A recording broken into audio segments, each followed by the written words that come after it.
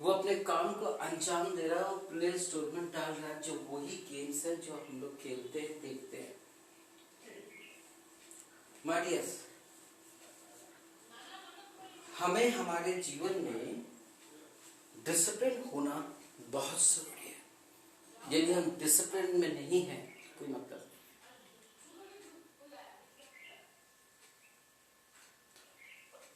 एक सिद्धांत होना बहुत जरूरी है। सामने वाला देख के आपको ऑनर करेगा, प्रभु आपको आशीर्वाद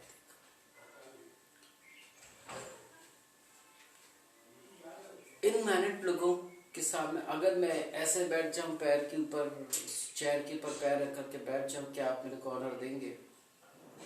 नहीं, नहीं। तो क्यों नहीं देंगे? क्योंकि मैं गंदी तरीके से बैठा हूं। एक बार मैं एक स्कूल में प्रिंसिपल था, एक एग्जाम्पल देके और खत्म कर रहा हूँ। एक वर्मा साहब थे, रिजर्वेशन कोटे से उनको डीओ ऑफिसर बनाया गया था। एक गांव में हम विजिट करे थे और वहीं पर हम लोग रुके रहे। मैं उन्हें बहुत अच्छा समझता था, अरे तो ऑफिसर रैंक से हैं, वेल डिसिप्लिन होंगे।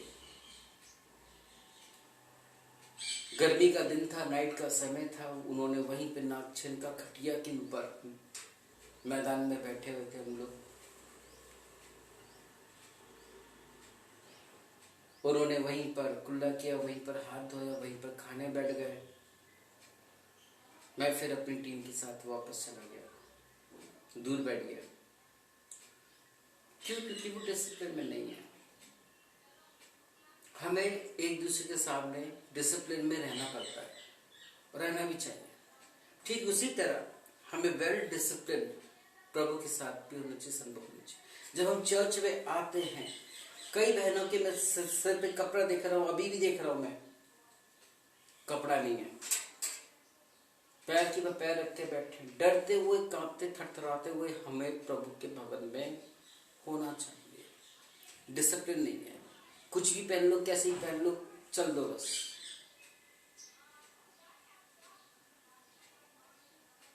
पवित्र आत्मा का काम कहां से होगा? जहां तो या तीन मेरे नाम से इकट्ठा होते हैं, वहां पर उसकी उपस्थिति होती है। अब यहाँ पे इतने ढेर सारे लोग हैं, आमेन। क्या प्रभु का काम चल पाएगा जब हम ऐसे बैठेंगे? या एक दूसरे वर्शिपर्स, अभी वर्शिप हुई, बहुत अच्छी हुई, एक दूसरे को देख रहे हैं, क्या मतलब? यहाँ प्रभु से मिलने आया। आप सीएम के पास जाओगे, एसडीएम के पास जाओगे, टीआई के पास जाओगे, डीएसपी के पास जाओगे, कोई डॉक्टर के पास जाओगे, इंजीनियर, वो वही की बात है, वहीं पर हम वैसे हो जाएंगे। आमेन। फिर यहाँ पर हम लोग अपने डिसिप्लिन, अपने सिस्टम को क्यों भूल जाते हैं? हम यहाँ पर अपने सिस्टम के साथ क्यों नहीं रहते? क्योंकि परमेश्वर दिखाई नहीं दे रहा है।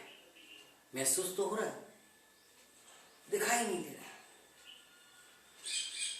कई लोगों का फोन ऑन रहेगा, देखना अभी कोई रिंग बजेगा, सिस्टम पे नहीं। अगर कोर्ट में जाएंगे या डॉक्टर के पास जाएंगे, वहां पर हमारा फोन सबसे पहले साइलेंट हो जाएगा। आईसीयू में अंदर एंटर होने से पहले, उस जज के रूम में जाने से पहले हमारा फोन साइलेंट हो जाएगा। क्यों भाई? वहां पे साइलेंस चाहिए, डिसिप्लिन चाहिए। 2009 में 8 में एक केस था हमारे ऊपर। मैं ऐसी शांति से खड़ा हुआ था, सब लोग, वैसे मैं बहुत छोटा इनोसेंट था, एक कोने में खड़ा हुआ था, वकील का वेट कर रहा था, वो नहीं आया। कई लोग देखे मुझे और कहे,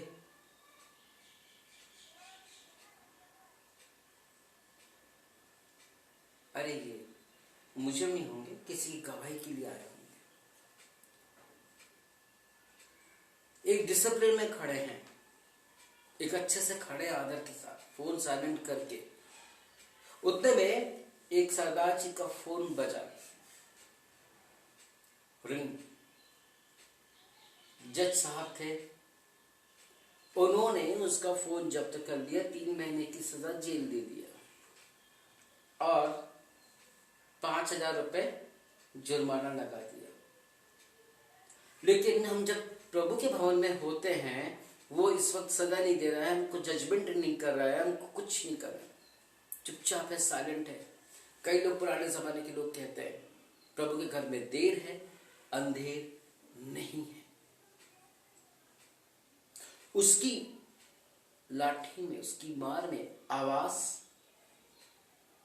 नहीं है।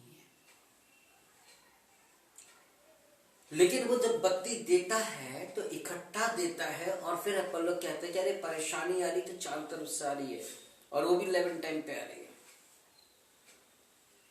लग जाते हैं दुआ प्रार्थना में, ऑनलाइन में ऑफलाइन में प्रार्थना चलने लगती है, घर में प्रार्थना चलने लगती है। अरे भैया नहीं हो रहा, पास्टर को बुला लो घर पे, दुआ प्रार्थना करेंगे, रैंडेज चल रहा है।